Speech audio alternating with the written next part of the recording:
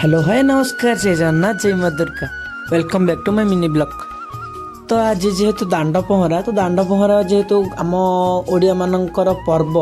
एटा आम ओडिया मानकर विधि आ परंपरा जमती कि आमर माणबसा ये सब 12 मासरे ओडिया मानकर 12 मासरे 13 पर्व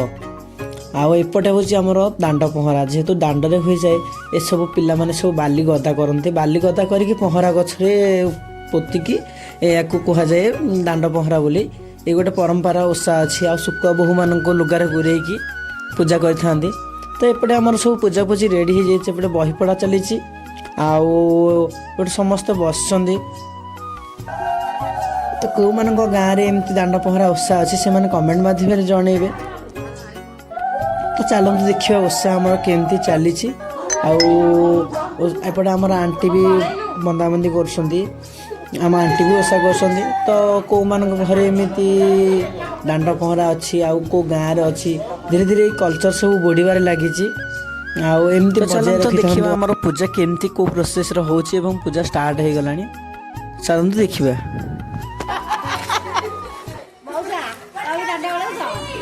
झील दांड बड़ो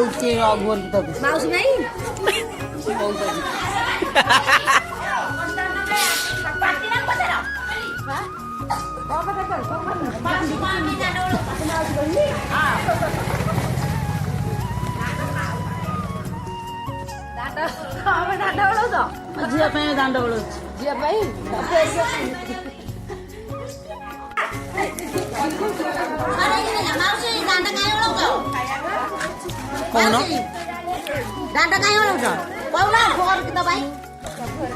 हाँ सॉरी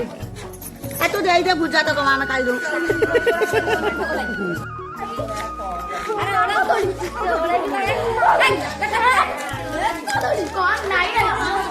माउसी पढ़ाई ये तुम झी मोटी ना पेटी आम एपटे पूजा पूजी सरला सब मम्मी आम भोग बांटुन पिला तो आम सब भोग खाईदेलु। तो आपण मानू केमती लगे भिडियो देखिकी तो भिडियो जब भल लगी तो चैनल को गोटे सब्सक्राइब करदे। रोचे जय जगन्नाथ देखा नया ब्लॉग रे।